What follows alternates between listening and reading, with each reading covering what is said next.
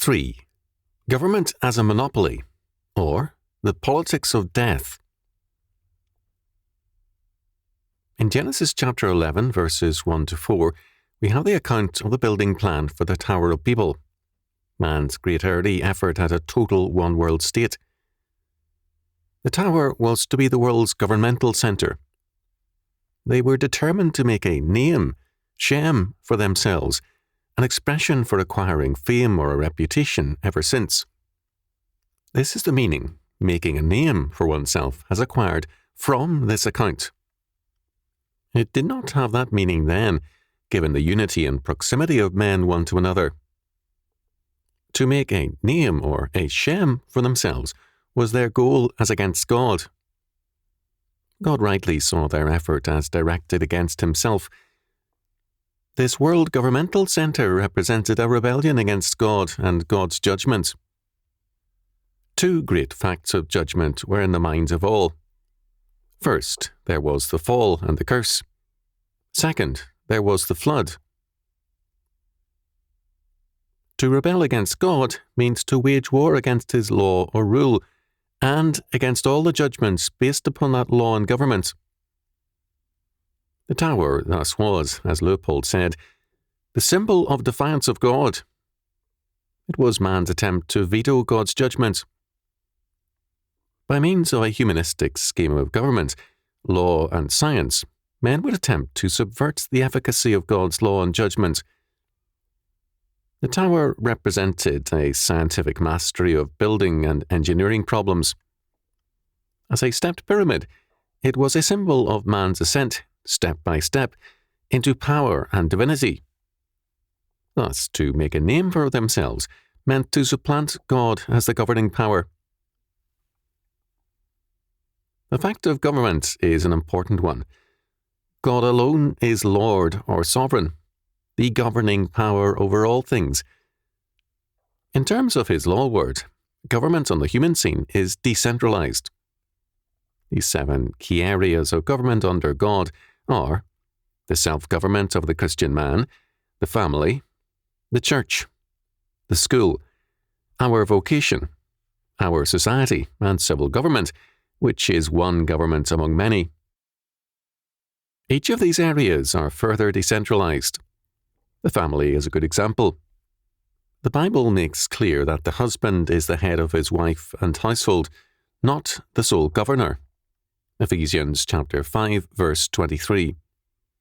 The model wife is Sarah, 1 Peter chapter 3, verse 6, who issued an ultimatum to her husband Abram concerning Hagar, and later ordered Abraham to cast out Hagar and Ishmael.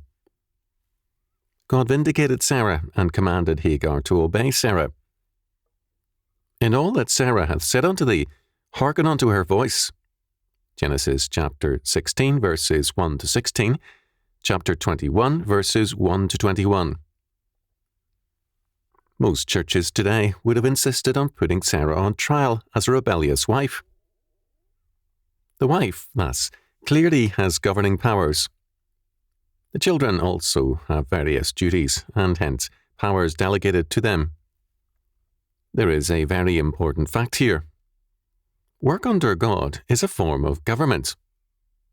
To have a responsible child capable of governing in his or her sphere, it is essential that work become a part of their training. This is not to say that work is identical with government and dominion, but rather that it is inseparable. Any society which separates the three is in serious trouble. It creates thereby the politics of death. The politics of death seeks dominion by means of government and without work. It seeks a monopoly in governments and works to control every sphere of life, persons, families, churches, vocations, society at large, schools, the arts and sciences, and whatever else there is, in order to play God and create the good society. The Soviet Union and Red China are very clear examples of this, but, in varying degrees, every modern state gives us an example of the politics of death. It stultifies and penalizes work, and therefore responsibility. The image of God in man requires work, responsibility, and self-government under God. It is man, not the state, who is created in the image of God.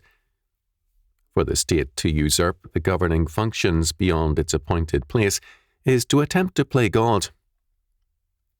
In every instance of such a usurpation, there is neither resentment or rebellion against the state.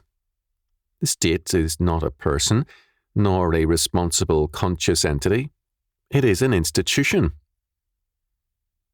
When it seeks to supplant man, it cuts itself off from men and from humanity and becomes inhuman, an ironic conclusion for the humanistic state. Then, instead of godly work as the means to dominion, coercion takes its place. Coercion leads to a repression of freedom and responsibility, and finally to death. Hence, we must call statism the politics of death. The Bible requires, for offences against certain aspects of God's justice, the penalty of death.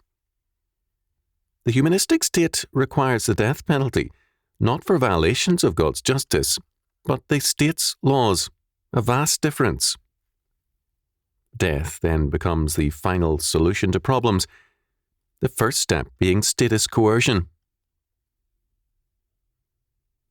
In 1971, testifying before a U.S. Senate committee, a criminal mob defector, Michael Raymond, said, "You cannot exist in a society where the ultimate solution to everything is to kill somebody, which is the answer of organized crime to any problem." This, however, is increasingly the solution to all problems confronting the modern state. In some form or another, coercion and repression are the solution, or, finally, death. Death in the humanistic society replaces work as a means of dominion and government. Not surprisingly, the most repressive societies have problems producing food and material goods. A repressive and death-oriented society is not productive. God's judgment on the Tower of Babel was thus a blessing for mankind, in that it restored the polity of work as against the politics of death by breaking up the planned monopoly on government.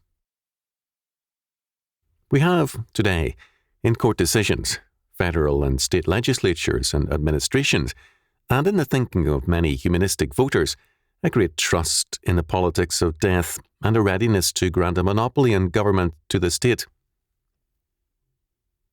Behind this trend is man's sin. Man's sin in Eden was to play God, to attempt to become his own source of ultimacy and law, to determine good and evil for himself. Genesis chapter 3, verse 5. Adam and Eve had grown weary of the responsibility of work. In their sin, they forsook work under God and in faithfulness to God's law in favor of a direct and unmediated seizure of power. The kingdom in all its potentiality could thereby be realized by them.